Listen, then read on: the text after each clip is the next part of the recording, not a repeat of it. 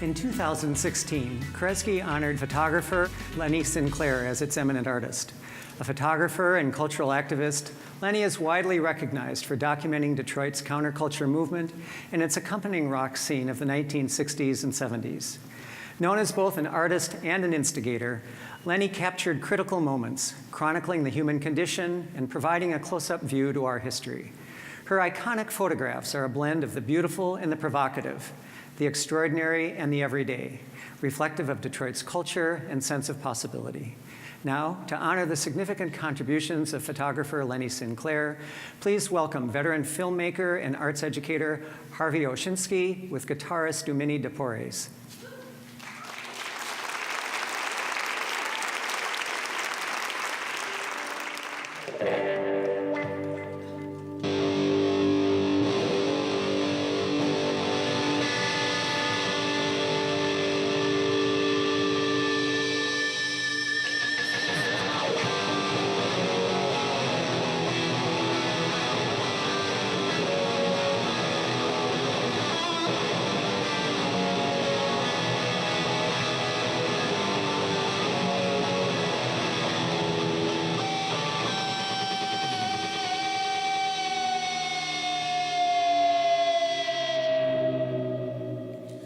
Just wanted to set the mood. Thank you, Duminie.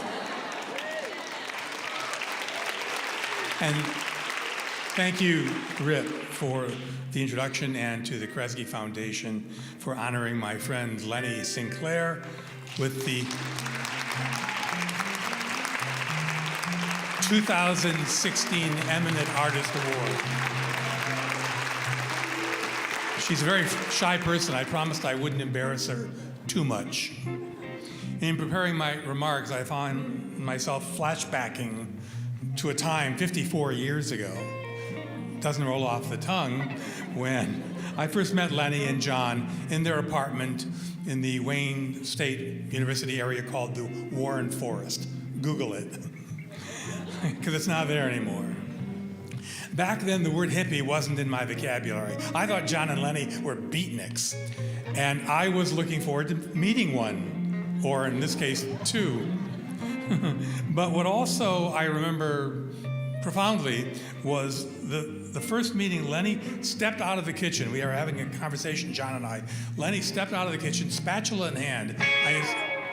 As I recall, making spaghetti and meatballs. She said it was the only thing she knew how to make. And she stepped up and she said, if I was interested, would I care to publish some of her pictures? If I was interested. As if I weren't. I was desperate. The Fifth Estate in those days, it was the underground paper that I started, freshly graduated from Mumford High School. And it was very special and very important in the history of Detroit journalism, but it was ugly. Yeah. I mean, it was so boring and uninteresting to read, it hurt.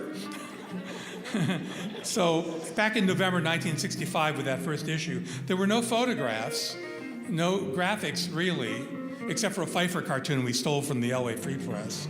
No real images of any kind that could even begin to capture the energy, the excitement, the youth, and the vitality of what Detroit was beginning to feel like and look like in the mid-1960s. Not like Leni could. Nobody could do it like she could, and I was very grateful.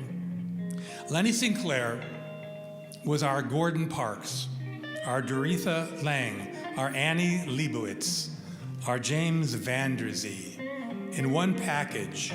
She was a master at not only capturing the image, but also and mainly the essence and really the very heart of the people and the characters she found fighting the good fight back in the day.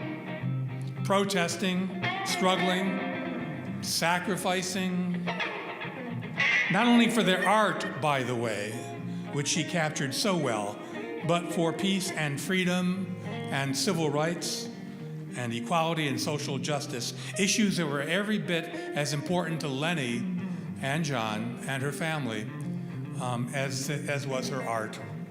Because Leni knew there was never any division or separation between her work and her art.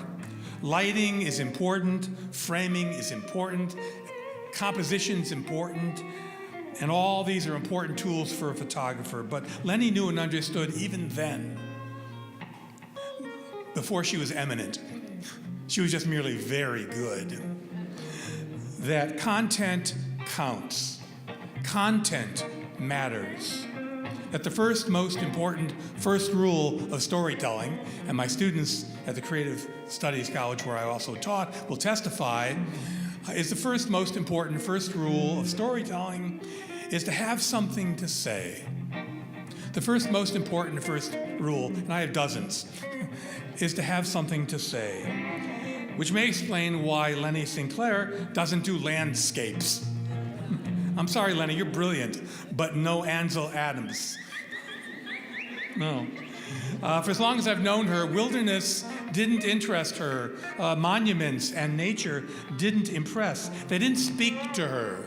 They didn't move her the way her people did, and still do. And how lucky are we? Thank you, Leni.